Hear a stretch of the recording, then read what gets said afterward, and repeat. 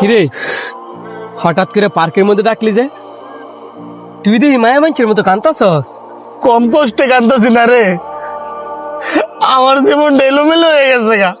দেখ বন্ধু, আমরা হইছি পুরুষ মানুষ, আমগোর কান্না মানায় না। কি হইছে আমগোর কাছে খুলে কর। তোরা তো জানোসই আমি বিয়া করেছি 4 বছরের উপর হয়ে গেছে গা, কিন্তু এখন অব্দি আমি বাচ্চার মুখ দেখতে পারছি না।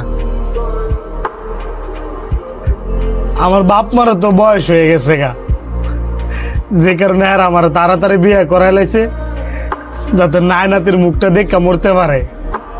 ভালো একটা গাইনি ডাক্তার দেহা। অনেক ডাক্তার কবিরাজ দেখাইছি, কোনো লাভ হইতাছে না। তোর কষ্টটা আমরা বুঝি। এখন আল্লাহ পাক যদি না দেয়, 1000 ডাক্তার কবিরাজ দেয় কোনো লাভ নাই।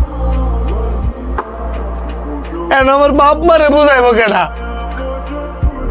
আমার আত্মীয় স্বজন, প্রতিবেশী, আমার খালারা, ফুপিরা, হেরা কয় আমার বোন নাকি দোষ আছে, সমস্যা আছে।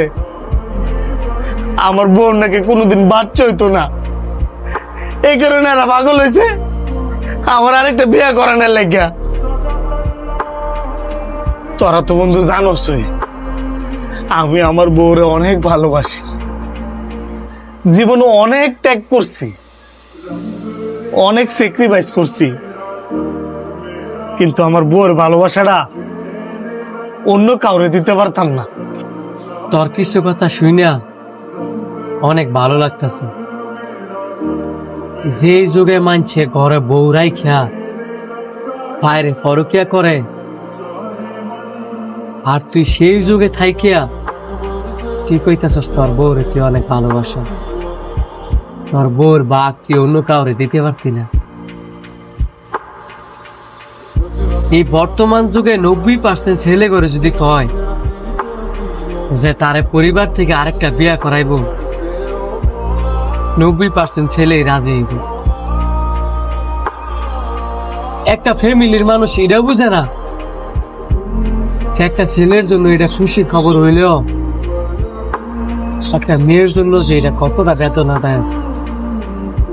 কোনো মেয়েই চায় না তার স্বামীর বাপ অন্য কাউরে দিত। তুই যেহেতু আরেকটা বিয়ে করতে চাস না, তোর বাপ মারে তুই এটা বুঝা যে মা, আমি মানলাম আমার এই বউর ঘরে বাচ্চা হয়নি, তোমরা যে আমার আরেকটা বিয়ে করাইবা, ওই বউর ঘরে যে বাচ্চা হইব তার কি কোনো গ্যারান্টি আছে? কোনো গ্যারান্টি কি আমার দিতে পারবা? তুই তো মাত্র বিয়ে করছো 4 বছর হয়েছে। এমনও মানুষ আছে যাদের ঘরে 10 বছরে 20 বছরে এমনও বাচ্চার মুখ দেখতে পারে না। জন্ম মৃত্যু এগুলো হচ্ছে আল্লাহর হাতে।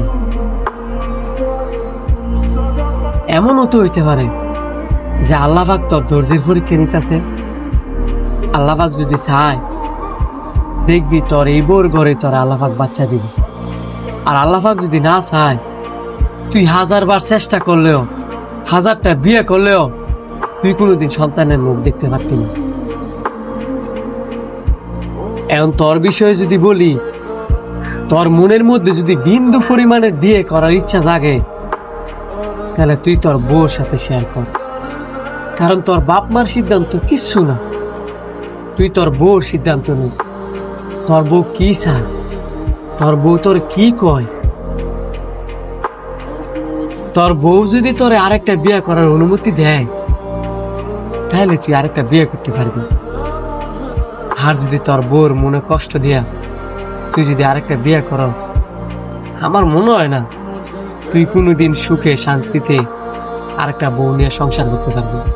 এটা আমিও জানি, ইসলামের 4 বিয়ে করা জায়েজ আছে, কিন্তু প্রথম বড় অনুমতি নিয়া।